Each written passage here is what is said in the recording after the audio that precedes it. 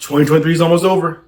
It's time to talk about the worst horror movies of the year. We got to do it. Let's go.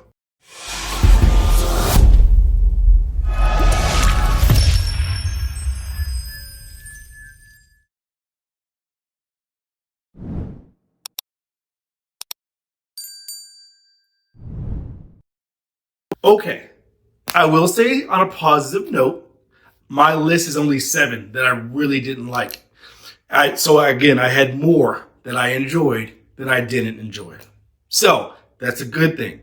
But gotta talk about it because some of these were very bad. And yeah. So here's my list. Coming in at number 7, Five Nights at Freddy's. Sorry, I understand some of you guys were kids, thought it was fun. You watched a game, thought it was fun. I was not the intended audience. I was bored throughout. It wasn't for me. Now, again, this is all my thought process, all right? I'm not saying that you thought the same way. This is just how I saw it. For me, of all the movies I watched this year, this definitely is one of the worst. My number 7, Five Nights at Freddy's. Coming in at number 6, Winnie the Pooh, Blood and Honey. Now, I wasn't expecting an amazing movie. It's Winnie the Pooh horror movie. Like, come on now. I wasn't let down. I expected what I expected it to be what it was. And it was exactly that, which wasn't very good. I thought it may have had the potential to be good when I first saw the trailer, but then I don't know. I think I was caught up in the moment of seeing like bringing Winnie the Pooh to horror. Maybe it could be really good. It never really had a chance. And not even that's, I don't care about the fact that it took a Disney character and made it horror. That's fine. I'm all for that. It just, every cliche that you can think of in a slasher was used here. It was like they just wanted to get people to watch based off of Winnie the Pooh's name and get to see people, Winnie the Pooh killing people. Like that's all it was. And like the story was kind of flat. Like, I don't know. It was not very good. So number 6 for me, Winnie the Pooh, Blood and Honey. Number 5 for me came on, I believe it was a Shudder movie. Something Wrong with the Children. We've seen a ton of child horror movies, like horror movies involving children. And this one just felt empty. And even when it started to get scary, it wasn't. It wasn't very good. And I think the reason why I rank it higher than the other two, and in this list, the higher it goes, the worse it is. So you guys are clear. And I ranked this where I did because we've seen so many great ones. We've seen so many great horror movies that involve children. And this one just was lifeless. And it wasn't a good horror movie. So for me, number 5, Something Wrong with the Children. From here on out, it was tough to rank these because when you come up with when you're taking on a movie that's already established, whether you're making a sequel to a movie from a long time ago, whether you're remaking it, the standard is held higher. It is because we have seen what can be great. Okay, so number 4, Pet Sematary Bloodlines. I didn't like the idea that the reanimated corpses that are supposed to be corpses had more like talking parts and had more of like a smart mind behind them. When I think of Pet Sematary, that's not what I think of. And part of what made Pet Sematary 1 great, obviously there's no Gage in this one, but I think part of what made it great was the idea that it had heart to it. This one really didn't, and it also wasn't scary. It wasn't.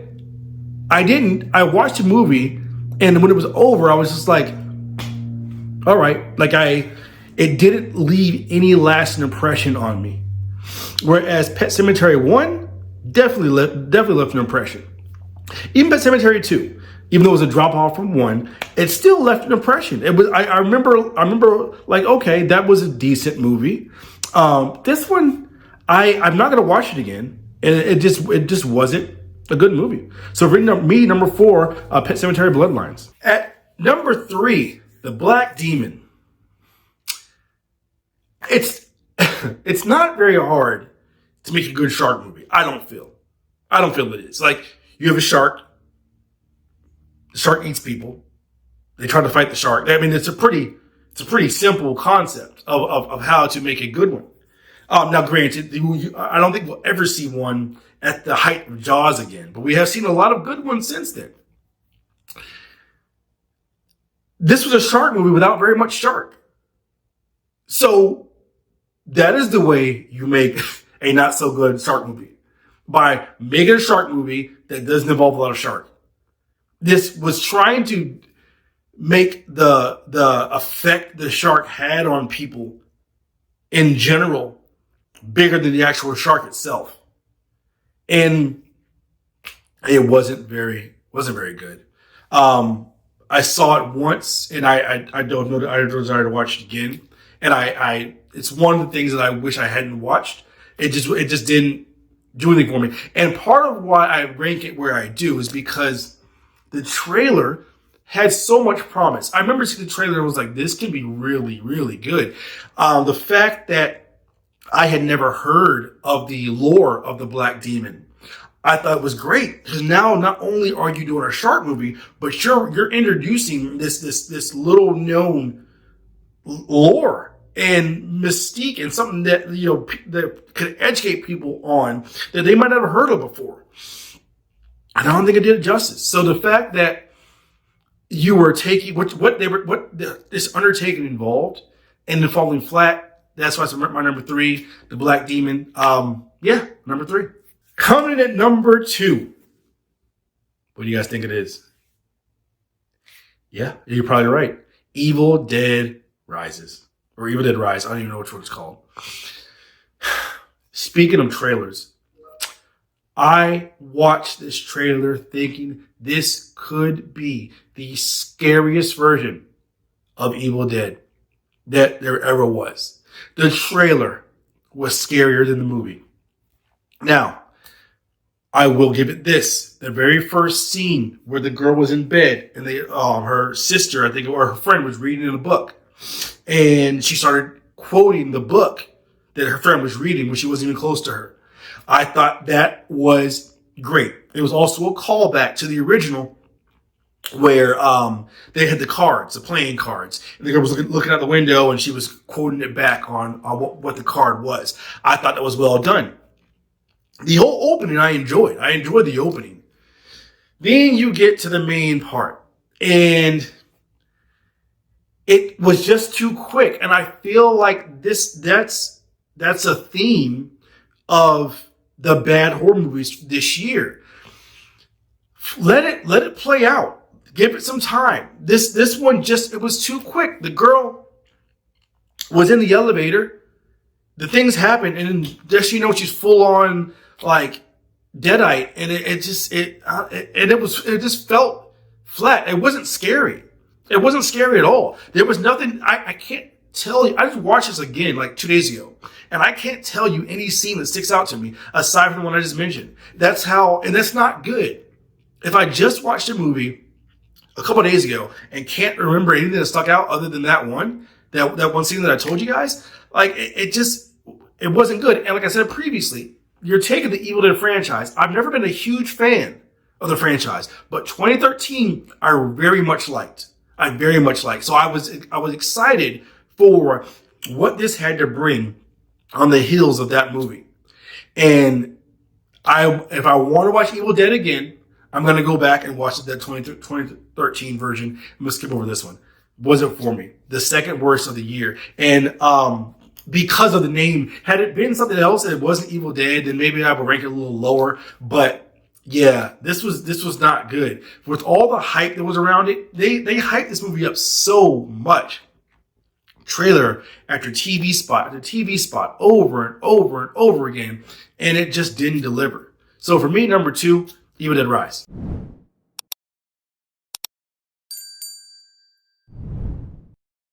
Which leads me to number 1. The worst horror movie of 2023. Exorcist the Believer.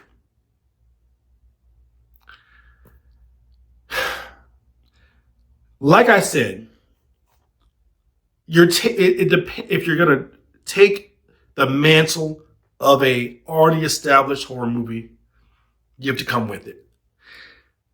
This not only took the mantle of an already established horror movie, this took the mantle of a movie that a lot of people think is the greatest horror movie of all time. Okay? The greatest horror movie of all time. And everything that made it good, they took it all away. All of it. Now, they added 2 girls to this versus just Regan in the original, which you would think would be 2 times the fear, 2 times the intensity, and I think that's what they were going with it. That's what the mindset was. The execution was not good, and here's why. With Regan, we saw time with her. We saw her as a regular child, a normal kid, and slowly descend into this possessed child. These 2 chicks, these 2 girls, go off in the woods. They have like 1 scene each. They go off in the woods and they come back and it's full on possession. And I'm just like, I have no feeling towards these girls. The one family with the black girl, I had a little bit more because they talked a little bit more about her backstory. So I had a little bit more connection with her. But the other one, there was no connection. So when the scares and the horror started to happen, it's just like what is this? And even the scares were not even scary. I hate the fact, because in my review I tore this movie up, and I hate to do that. I like to look at the good side of things, but this wasn't good. And the fact that it was an Exorcist movie makes it even worse. That's why it's the worst of the year, because of the downslope. If this was like Miners Massacre or some like obscure horror movie that no one ever heard of, and they remade it, there'd be no point of reference. Like that drop off wouldn't be that high. This was a huge drop off, and it was not a good movie at all. At all. I did like, obviously, I like the callbacks with Regan and her mother. I love that. I love those inclusions. But when you're taking on a well-known horror movie, and I feel like they're doing this more and more frequently, it's not just enough to throw people in it that were in the original and say, hey, look, Exorcist. There was more to it than those 2 characters. There was more to it. There was a feeling behind those 2 characters. You can't just throw them in, call The Exorcist, and expect to be on the same vein of that movie. And I feel like that's what happened in this one.